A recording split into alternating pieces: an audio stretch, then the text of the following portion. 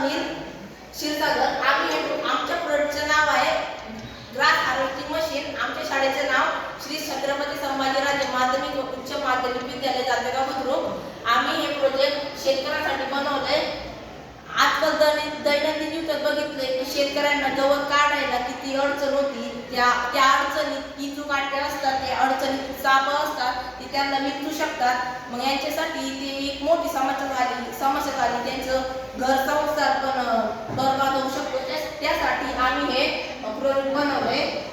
इथं आहे म्हणजे हे कुठं पेट्रोलवर चालणार नाही, म्हणजे अशी आपण सोलरवर चालणार, अशी सूर्यावर चालणार यंत्र याचं काही धोका होऊ शकत नाही, याचे प्रदूषण नाही, काय नाही, म्हणजे ऑल अदर एन्व्हायरमेंटला पण काही हानी पोहोचणार नाही याची।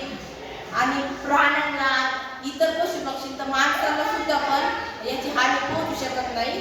कारण म्हणजे आज शेतकरी नाही तर याला आपण दुसरे माणसं पण वापरू शकतो। समजा उदाहरणार्थ हे आपली शाळा आहे, तिचे किती गवत आहे ते काढायला ते शिपाई मामा त्याला किती कष्ट घ्यावा लागतो।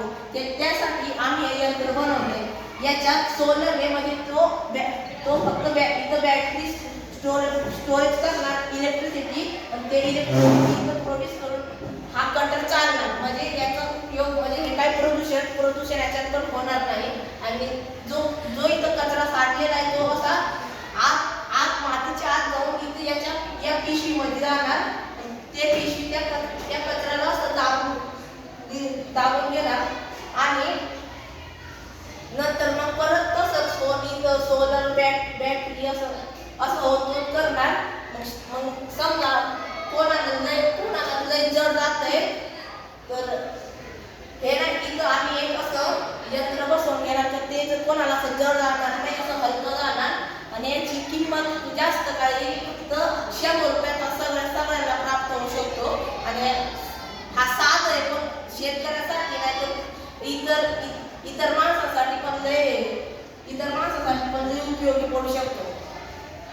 आपण गवत काढण्यासाठी नाही तर हा आपले इतर झाडे कचरा पण उचलू शकतो। आणि आपल्याला एखादं समजा फुलं तोडायचं असतं ते फुलं पण तोडू शकतो।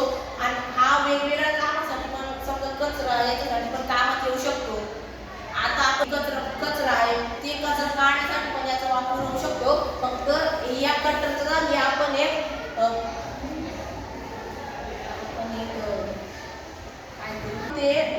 या कटरला लागून आपण एक अशी फळी अशी आवळी फळी लावू शकतो। म्हणजे ती या पिशवीत जाणार सगळं कचरं, आणि म्हणजे काय धोका होणार नाही, याच्याने कोणाला काही इजा होणार नाही, प्राणी पशु पक्षीला।